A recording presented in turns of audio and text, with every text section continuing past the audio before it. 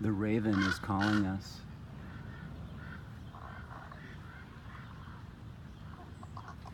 He's saying, imminent life change.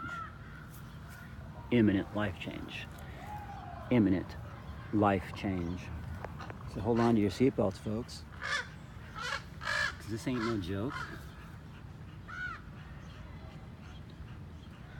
We're in Los Angeles here, the pack, enduring some pretty intense heat, as you can tell, where Apollo's breathing right now.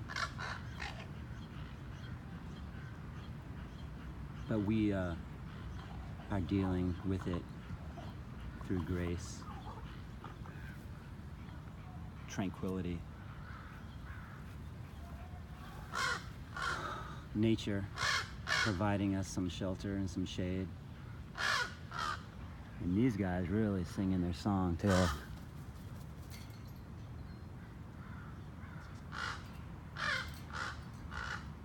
Beautiful beings. They are around me as much as the dove is these days. In fact, they're here even more lately. And the native Indian in us knows that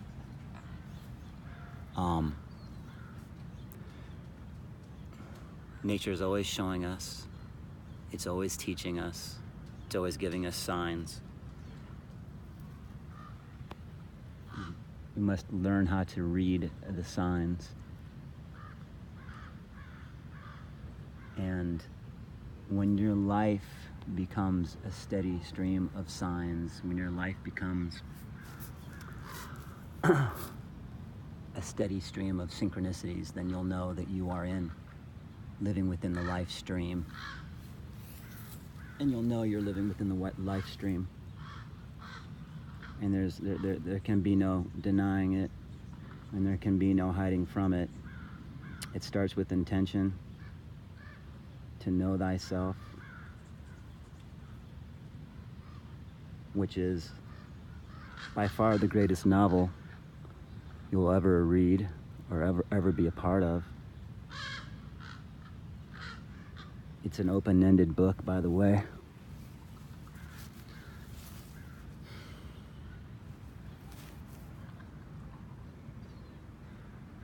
This tree means a lot to me. We're in this park that basically we've treated as our backyard. I feel in my heart and soul that we won't be here too much longer other than to come back and celebrate properly. But we've lived right down the road from here for too long. But we've made the most of it. Los Angeles is interesting. I assure you, it ain't Kansas. It's not Nebraska. It's not Oklahoma. It is a raging jungle. A jungle that has actually, as of late, been overrun by our homeless tribe. It started in downtown Los Angeles when the government thought it would be a good idea to dump all of the psychiatric wards out in downtown LA. There was rumors that area had been kind of cleaned up because they're making an effort to build the city up, to make it like, it's Big Brother New York. I doubt it'll ever catch up to Big Brother, but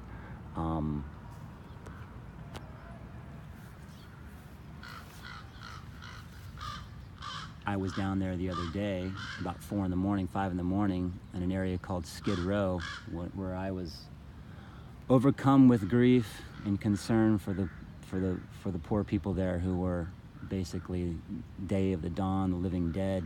The worst movie you've ever seen in regards to zombie was alive and well in that neck of this woods. And it was just made painfully obvious to me that it started there.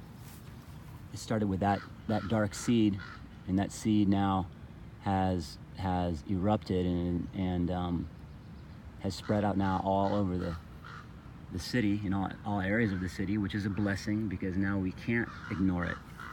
Now we must pay attention to it, because with the homeless comes the crime, and so now it's in our own backyards. I got guys every other day coming into my backyard with a hoodie and backpack, And, you know, I got a machete next to the door there, and so I got to go outside and, you know, let them know that if they come back through my way again, they're going to leave missing something. They're going to leave. See, we got taught some things through the books, right? That you should, I'm not going to, the quote's not going to be accurate, but something to the extent of when a thief comes to your house, I think you give him your wallet, or you invite him in and have him sit down and enjoy what you have, which is, when you look at the state of the world right now, living as slaves. Well, we followed that book, didn't we? We followed it right down to the T, right down to the cross, didn't we? That's not how we deal with thieves, guys. And when you look at the state of the world that has been, or at least this country that's been overrun by criminal activity, by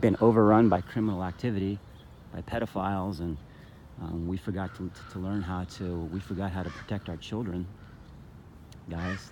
We forgot how to protect our children. But I assure you, violent crime was never okay. So how do we get rid of violent crime? How do we get rid of the pedophiles? We make certain that the punishment far outweighs the crime. And being that, you know, pedophilia is pretty much the worst thing you can do to another human being, well, then use your imagination on what the punishment should be.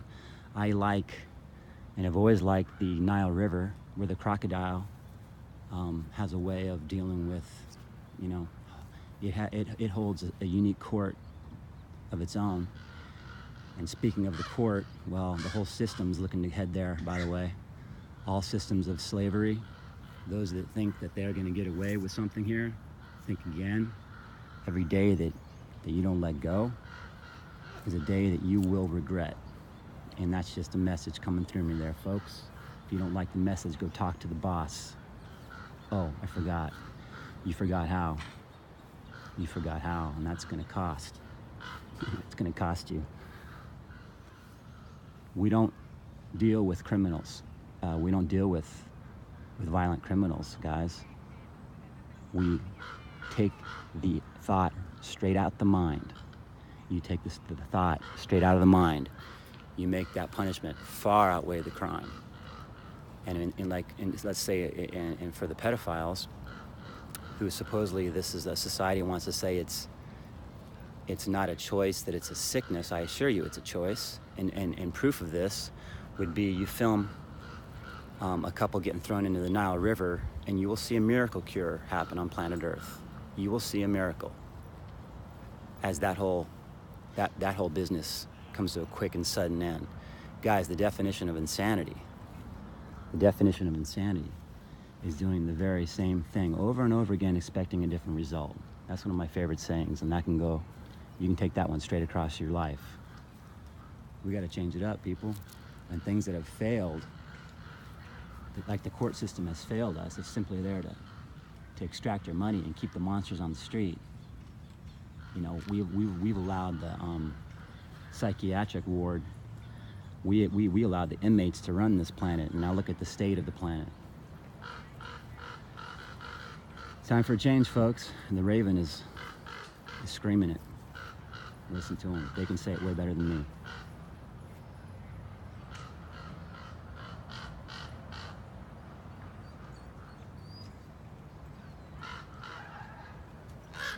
Imminent life change.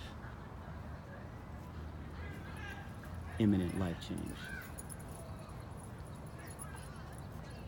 Looking straight through the bars, guys. You're gonna break them chains.